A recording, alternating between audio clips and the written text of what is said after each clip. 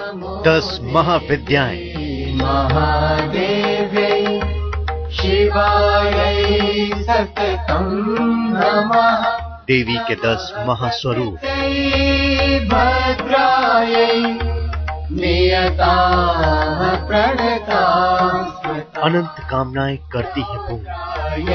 नमो नित्यायै गौरै धात्रै। महाकाली देती है शक्ति का वरदान। ज्योत्स्नायै चेन्दूरूपिण्यै सुखायै। माँ तारा दिलाती है रोजगार में सफलता। कल्याणै प्रणतां वृद्ध्यै। सौभाग्य का वरदान देती है त्रिपुर सुंदरी। नैऋत्यै भूभृतां लक्ष्म्यै। माँ भुवनेश्वरी करती हैं धन की बरसात। नमो नमः दुर्गायै दुर्गता। छिन्न मस्ता रखती है सेहत का ख्याल। सर्वकारिण्यै ख्यात्यै तथै। षोडशी माता देती है संतान का वरदान। धूम्रायै सततं नमः अति सौम्या। धूमावती करती है रोगों का नाश। नतासस्यै नमो नमः। नमो बगलामुखी करती है शत्रुओं का संहार। देव्यै प्रीत्यै नमो नमः। मातंगी देती है आकर्षक काया। रौद्रायै नतासस्यै नमो नमः। माँ कमला देती है समृद्धि का आशीर्वाद। देव्यै प्रीत्यै नमो नमः। तो कर लीजिए 10 महाविद्याओं की उपासना।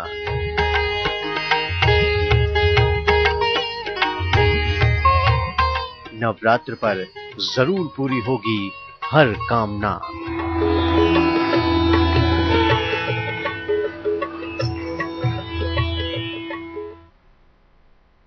नमस्कार, आपका हमारी इस खास पेशकश में स्वागत है। मैं हूं स्वाति रायना।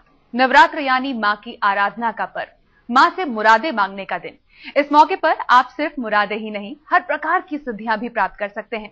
बस इसके लिए करनी होगी मां की विशेष आराधना और कुछ खास मंत्रों का जाप, फिर आपकी हर कामना अवश्य हो जाएगी पूरी।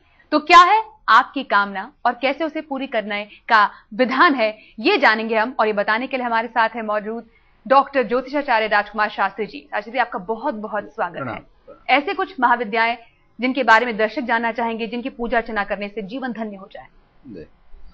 हमारे धर्म शास्त्रों में 10 महाविद्याओं का एक अपना अलग ही महत्व है। तो भगवान शिव की 10 महाशक्तियां हैं, भगवान नारायण के दशावतार का स्वरूप हैं। उनमें सबसे पहले मैं बताता हूं महाकाली की उपासना। नवरात्रों में जो पूरे वर्ष तक करने से प्राप्त नहीं हो सकता, और नवरात्रों के केवल नवरात्रों में 1 दिन या 9 दिन करने से प्राप्त हो जाता है। उसका महामंत्र मैं आपको बताता हूं। ग्लौम क्लीम जुनसा मंत्र का 51,000 बार जाप करें।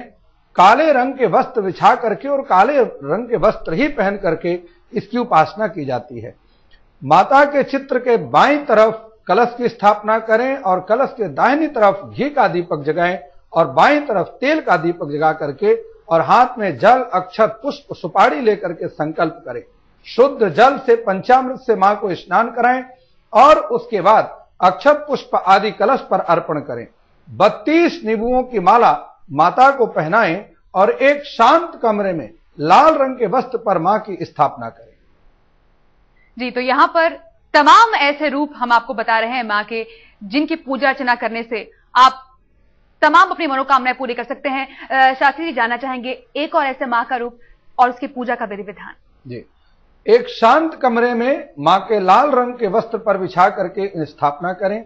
ओम ह्रीं त्रीं होम फट स्वाहा इस मंत्र का 40 दिन तक 80 माला प्रतिदिन जाप करें। इस बात को ध्यान रखें कि इस साधना में पति और पत्नी दोनों का होना बहुत आवश्यक होता है। आचमन करें, हाथ में पुष्प लेकर के संकल्प करें, देवी का पंचोपचार से पूजन करें, गंध, अक्षत, पुष्प अर्पित करें। पूजा में शहद और पान का प्रयोग बहुत आवश्यक होता है, इसलिए इसमें शहद और पान का प्रयोग अवश्य करें।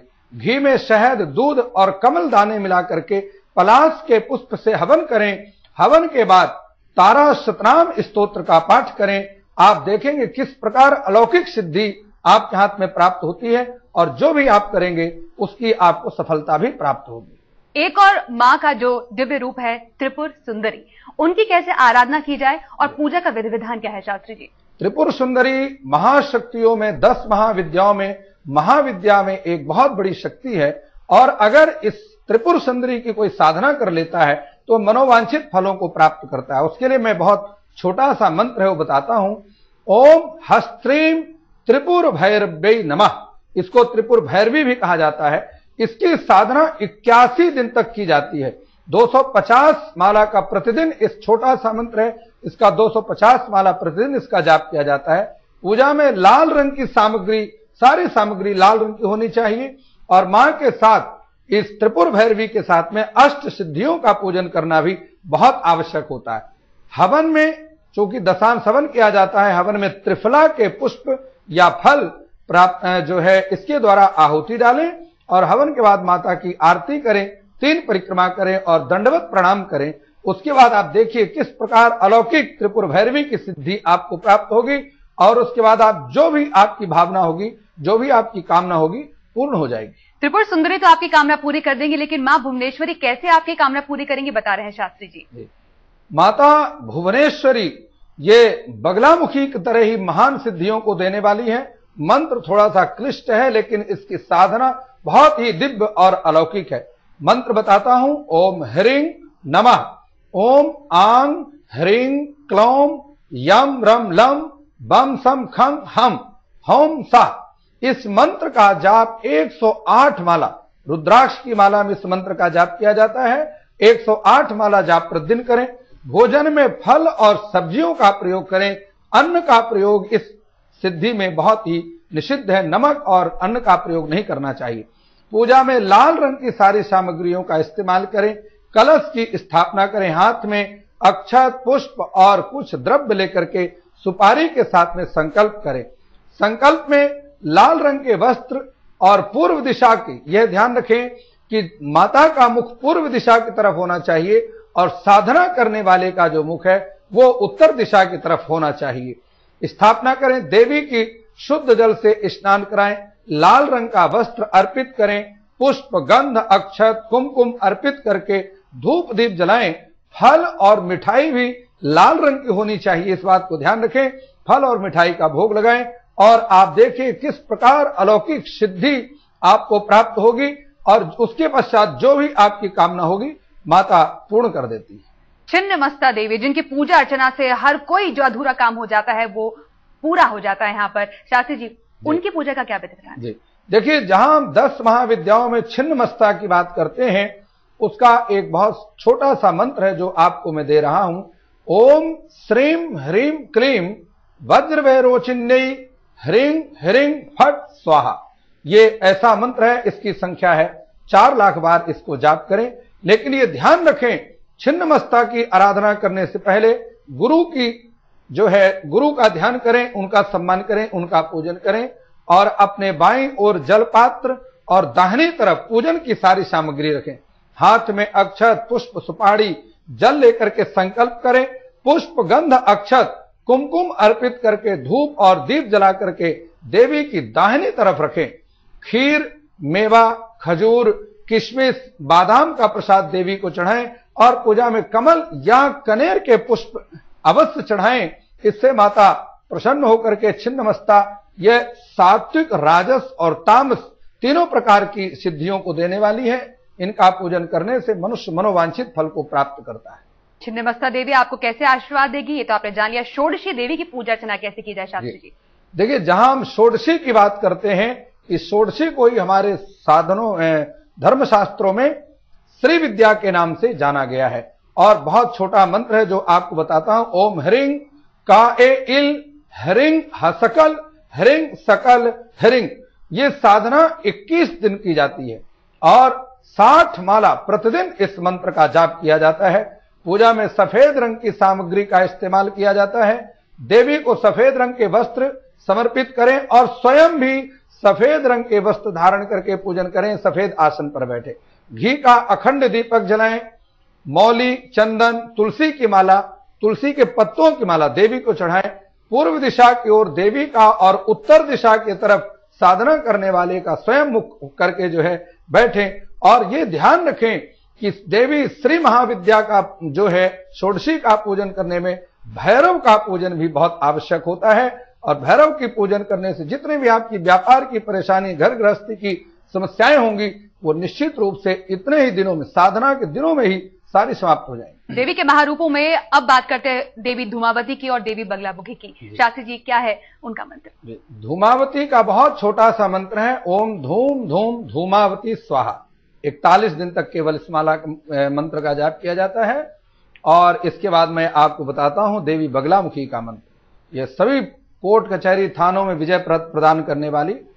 ओम ह्रीं बगलामुखी सर्वदुष्टाणाम वाचम मुखम पदम स्तंभ है जिह्वाम कीले बुद्धिम विनाश है। पीले वस्त्रों में पूजन करके देखे रात्रि के समय, अवश्य सफलता प्राप्त। प्रणाम मेरे भाई बहन। मां का छठा रूप है कात्यायनी रूप। कात्यायनी का अर्थ होता है विश्वास, अर्थात इस दिन पूजा करने से, कात्यायनी की पूजा करते हैं तो मन में विश्वास की प्राप्ति होती है, ज्ञान की वृद्धि होती है। जब ज्ञान बढ़ेगा तो अपने आप विश्वास बढ़ जाएगा। मां कात्यायनी की पूजा करने के लिए केसरिया रंग का कपड़ा पहनते हैं, केसरिया रंग का रुमाल रख लें अथवा इस रंग की अपने पास चुन्नी दुपट्टा कुछ रख लें तो बहुत अच्छा होगा। इस दिन बहुत शांत भाव से, बहुत अच्छे मन से, प्रसन्न मन से पूजा करें। पूजा का मुहूर्त है प्रातःकाल 6 बजे से और दिन में 10:30 बजे तक। संध्या के समय मुहूर्त है, संध्या के समय 5:30 से 10:30 तक बहुत अच्छा मुहूर्त है। इसमें पूजा कर लें। पूजा करके बहुत शांत भाव से मंत्र है ओम कात्यायन्यै नमः, ओम चंडिकायै नमः, इस मंत्र का जाप करें। सरस्वती सूक्त पढ़ सकते हैं, सरस्वती सूक्त अगर याद उसका पाठ कर लें, नहीं तो उसको प्रणाम कर लें। उसका पाठ करके अगर पूजा करते हैं, पूरब की ओर मुख करके चौकी पर लाल पीला कपड़ा बिछा के माँ की मूर्ति स्थापना करके बहुत शांत भाव से गंध अक्षत पुष्प धूप दीप से पूजा करेंगे तो ज्ञान में वृद्धि होगी और परीक्षाओं में सफलता प्राप्त होगी। परीक्षा में उच्च स्थान प्राप्त होगा, मन चाहा विषय अथवा संस्थान मिलेगा। ऐसा करने से हम कामना करते हैं कि आपकी कामना सब पूरी हो। मित्रों नमस्कार।